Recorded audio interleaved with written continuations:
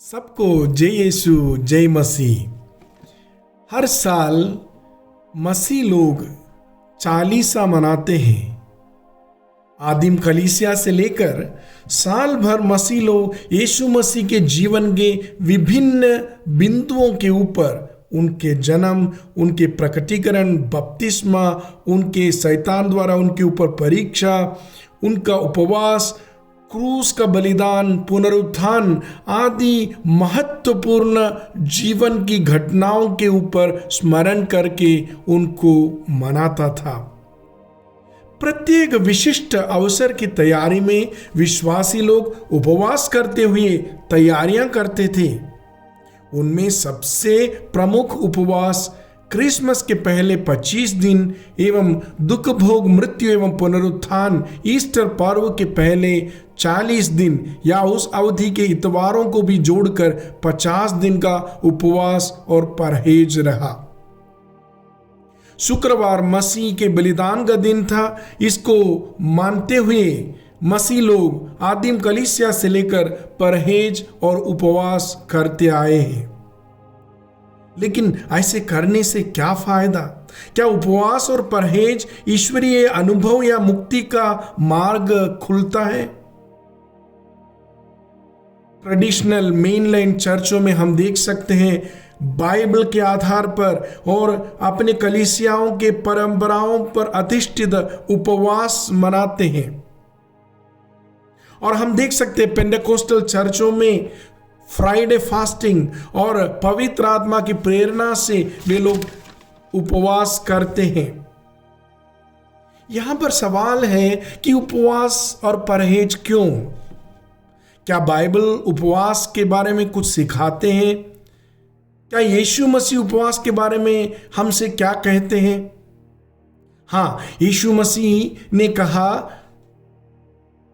कि अपने चेले लोग भविष्य में उपवास करेंगे। लूकस के सुसमाचार अध्याय 5 को हम खोलेंगे, 33 और 34 में लिखा है कि किस प्रकार मसीह की अनुपस्थिति में उनके चेले लोग उपवास करेंगे।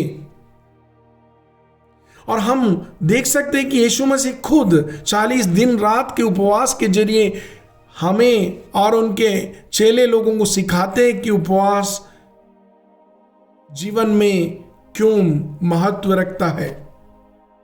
और यीशु मसीह मत्ती के सुसमाचार अध्याय 6 में 16 से 18 तक हमें सिखाते हैं कि परमेश्वर उपवास का प्रतिफल देता है। और यीशु मसीह हमें सिखाते हैं मार्कुस के सुसमाचार अध्याय 9 के 29 में हम देख सकते हैं, प्रार्थना और उपवास के सिवाय और किसी उपाय से शैतान नहीं निकाला जा सकता है। तो यह जाति को, शैतान को निकालना है तो प्रार्थना और उपवास के सिवाय दूसरा कोई मार्ग नहीं है। मेरे प्रियो, हम लोग इस दुनिया में रहते समय एक बहुत बड़े लड़ाई में हम भाग लेते हैं। हमें एक बहुत बड़े लड़ाई करना पड़ता है ताकि हम अपने आत्मिक जीवन को अच्छी तरह निभा सकें। इफिसियों के नाम पत्र अध्याय 6 के 10 में हम पढ़ते हैं, क्योंकि हमें निरे मनुष्यों से नहीं बल्कि अंधकारमय संसार के अधिपतियों तथा शासकों और आकाश के दुष्ट आत्माओं से संघर्ष करना है। हाँ, हमारा संघर्ष मनुष्यों से नहीं, हमारा संघर्ष उन दुष्ट आत्माओं से है। होशेया नबी के पुस्तक में अध्याय 4 के 12 में हम देख सकते हैं, वहां पर व्यभिचार के आत्मा के बारे में बताते हैं। और हम देख सकते हैं इफिसियों के पत्र में अध्याय 2 के दूसरा वाक्य में क्या लिखा है, वहां पर आज्ञा पालन का उल्लंघन करने वाले संतानों के बारे में लिखा है, जो शैतान की शक्ति से प्रभावित होकर आज्ञाओं का उल्लंघन करता है। इस प्रकार हम देख सकते हैं कि जब कभी हम लोग कोई भी चीज में एडिक्ट होता है, सेक्स हो, अल्कोहल हो, अन्य प्रकार के पाप हो, शरीर की वासना हो, वहां पर दुष्ट आत्मा प्रभाव डालते हैं। तो इसलिए पाप कहां से शुरू होता है? पाप शरीर से शुरू होता है। आदिम माता पिता आदम और हेवा के बारे में हम पढ़ते हैं उत्पत्ति के पुस्तक में। एक फल खाने के लिए उन्हें मना किया था, लेकिन फल खाने का लालच दिया और फल खाने से, भोजन से, शरीर से पाप का शुरुआत होता है।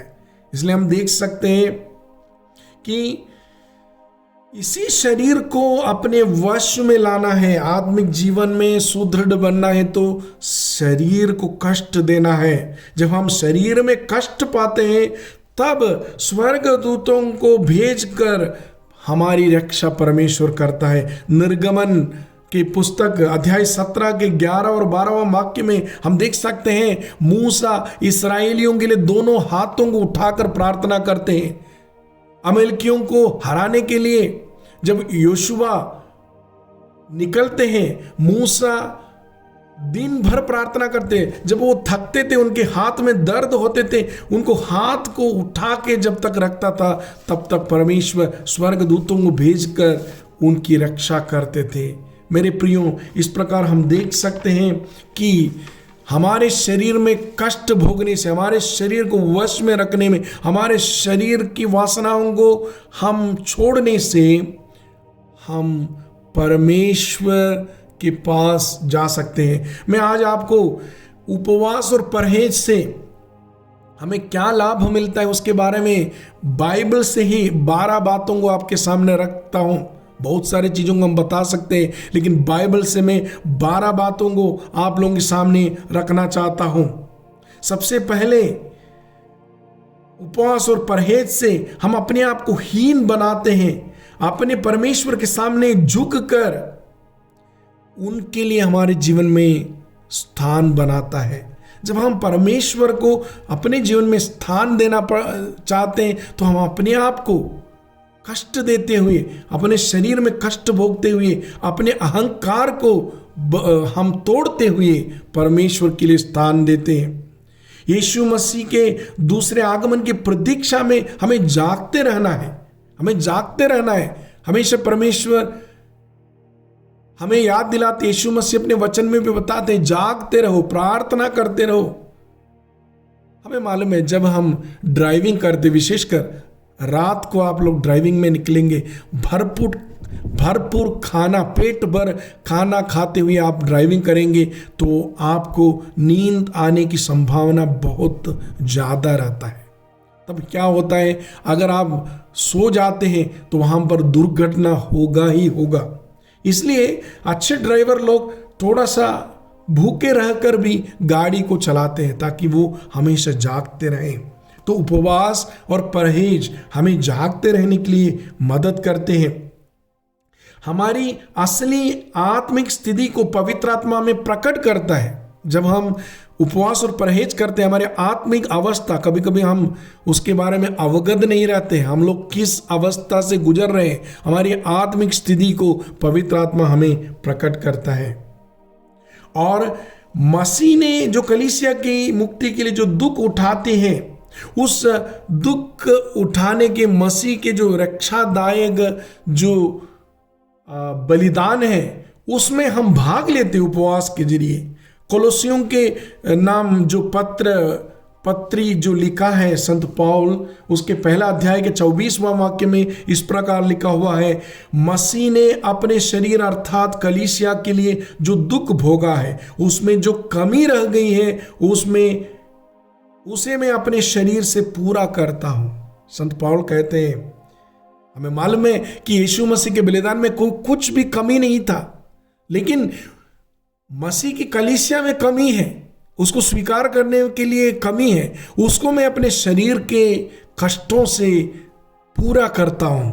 संत पौल कहते हैं उपवास और परहेज के द्वारा कष्ट भोग कर, दुख उठाकर हम लोग भी उस रक्षादायक जो बलिदान में भाग लेते हैं। शैतान से लड़ने के लिए हमें ताकत मिलता है उपवास से, स्वर्गदूतों की संगति और सुरक्षा मिलती है हमें।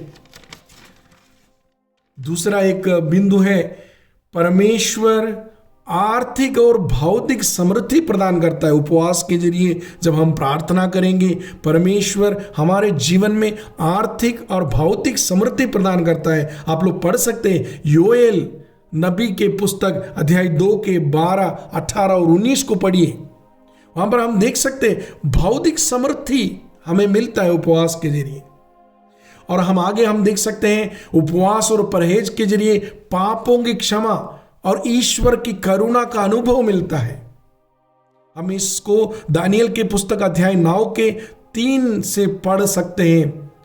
जब जनता परमेश्वर के विरुद्ध हुए थे, दानियल उनके लिए उपवास करते हैं और उनको परमेश्वर का करुणा मिलने के लिए। उपवास और परहेज करने से जो असंभव है उसे भी हम पा सकते हैं। नहम्याह के ग्रंथ अध्याय 1 को पढ़िए। निर्वासन से लौटे लोग बड़े कष्ट झेलते थे और उनकी शोचनीय दशा में उनको जीवन बिताना पड़ता था। और क्योंकि यरूशलेम की 4 दीवारी गिर गई थी, और नहम्याह उपवास करते हैं। और हम नहम्याह की पुस्तक अध्याय 1 के 20 में पढ़ सकते हैं, स्वर्ग का ईश्वर हमें सफलता प्रदान करेगा। हाँ, जो सफलता प्रदान करने वाला परमेश्वर है, असंभव को संभव बनाने वाला परमेश्वर है, और हमारा उपवास और परहेज उसके लिए हमें मदद करता है। दूसरी एक बात है, कुछ भी चीज का शुरुआत करने के लिए उसके पहले उपवास और प्रार्थना हमारी मदद करते हैं। प्रेरितों के कार्य को देखिए, अध्याय 13 के 2 और 3 जो वाणी है उसमें क्या लिखा है? आदिम कलीसिया उपवास करते हुए पवित्र आत्मा से प्रेरणा पाए कि बरनबास और शाऊल को अलग करने के लिए उन्हें प्रेरणा मिलती है। और हम एक और चीज देख सकते हैं कि दूसरों के लिए एक आशीष का कारण बनने के लिए, दूसरों के जीवन में आशीष लाने के लिए हम उपवास कर सकते हैं। हम यशायाह नबी के पुस्तक अध्याय 58 के 9वें वाक्य में हम देख सकते हैं असली उपवास के बारे में। असली उपवास जब हम दरिद्रों के लिए, दलितों के लिए, दूसरों के न्याय के लिए खड़े होते हैं, तब असली उपवास होता है। वो ईश्वर के लिए स्वीकार्य उपवास बनता है। और आखिरी में हम देख सकते हैं उपवास और परहेज ईश्वर के साथ हमारा रिश्ता को सही बनाता है। योना नबी के उपवास के बारे में योना की पुस्तक को पढ़िए। वहां पर पूरे पुस्तक के आखिरी हिस्से में हम पढ़ सकते हैं कि किस प्रकार परमेश्वर लोगों को अपने साथ जो रिश्ता है उसको सही बनाने के लिए उपवास करने का प्रेरणा देता है।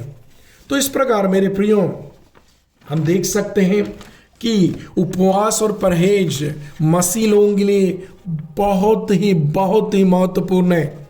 और बाइबल में 2 प्रकार के उपवास के बारे में हमें सिखाते हैं।